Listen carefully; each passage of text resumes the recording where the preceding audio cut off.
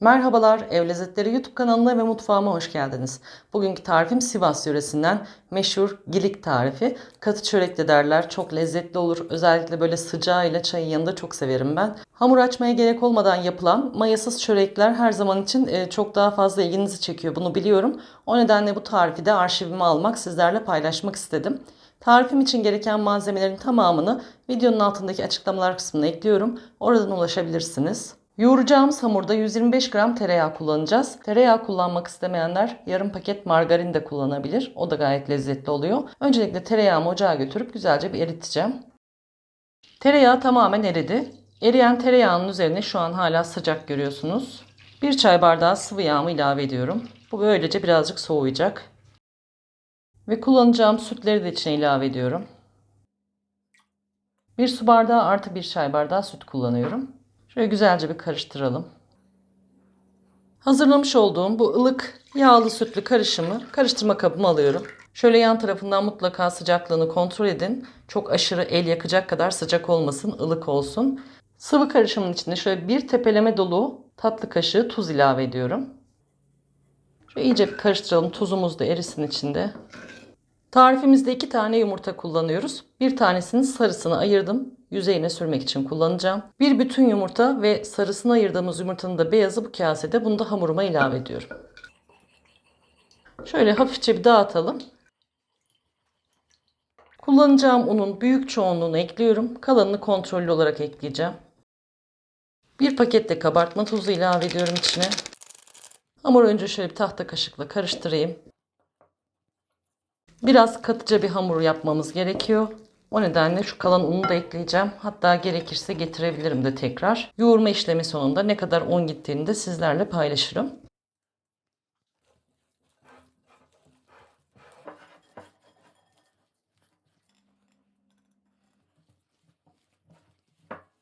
Hamurumuz güzelce toparlandı. Şöyle tezgahıma yine bir tutam un serpip birkaç dakikada tezgahımda şöyle iyice yoğurup toparlayacağım. Tezgaha elinize kesinlikle yapışmayacak kıvamda bir hamur olmalı. Yani kulak memesi kıvamından bir tık böyle koyu olabilir. Hamur için toplamda klasik su bardaklarıyla tam 7 su bardağı un kullandım. Kullandığınız un markasına göre, su çekme oranına göre bu miktar çok az, böyle ya daha fazla ya daha eksik olabilir. Kontrollü olarak eklemeyi lütfen ihmal etmeyin. Hamuru şöyle büyükçe bir beze haline getirdim. Önce şöyle ortadan ikiye keseceğim. Ve sonra her parçayı şöyle göz kararı tekrar 3'e böleceğim. Toplamda 6 tane gilik elde edeceğiz. 6 tane katı çöreğimiz olacak. Şimdi her bir parçayı tekrar beze haline getiriyorum. Ve yaptığımız bu bezeleri şöyle elimizle düzleyeceğiz. Hiç oklava, merdane, hiçbir şeye gerek yok. Şöyle elinizle düzleyin. Böyle ortalama bir el basımı büyüklüğünde çöreklerimiz olacak. Porsiyonluk. Çok da güzel oluyor. Bunu geniş tepsiye hepsini bu şekilde bu kalınlıkta yine basarak da yapabilirsiniz. Ama böyle porsiyonluk çok daha güzel oluyor. Sunumu da, yemesi de daha keyifli oluyor. Saklaması da daha kolay.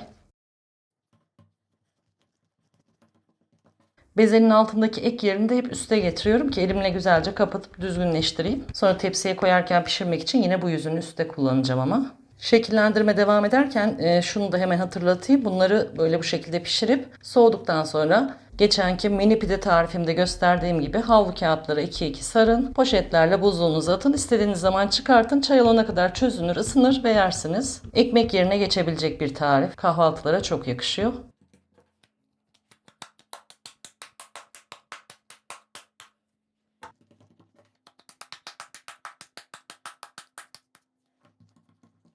Şu an son bezemi de şekillendiriyorum. Çok kolay. Hemen 15-20 dakika içinde hamurunu yoğurup fırına atabileceğiniz kadar kolay bir tarif. Mayalanma derdi de yok. Herkesin yapabileceği kolaylıkta.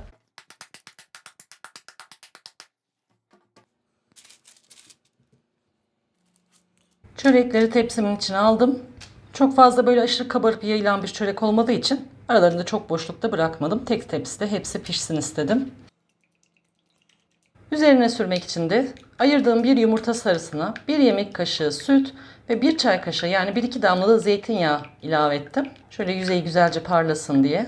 Bu karışımı da çöreklerin üzerine şöyle güzel her yerine gelecek şekilde sürelim. Bu arada fırınımı da ısınması için çalıştırmıştım. Fırınınızı önceden 190 dereceye ayarlayın. 190 derecede sıcak fırında üzeri kızarıp içini çekene kadar pişsin. Sivas çöreklerinin ortak noktası çatal nakışı. Bu çöreğimizi de yine yapacağız. Öncelikle çok aşırı kabarmaması için çatalla şöyle delikler açalım. Gelişi güzel.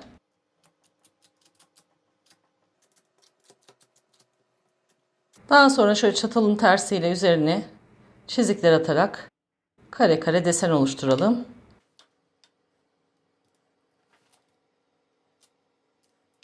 Şimdi hazır olan girikleri ısıttığımız fırına götürebiliriz.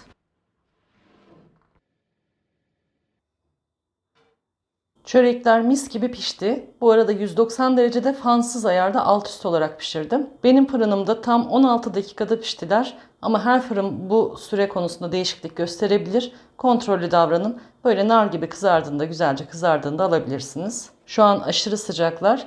Bir 5-10 dakika şu ilk sıcağını çıkartıp sonra böyle bölerek içine de bakacağız sizlerle birlikte.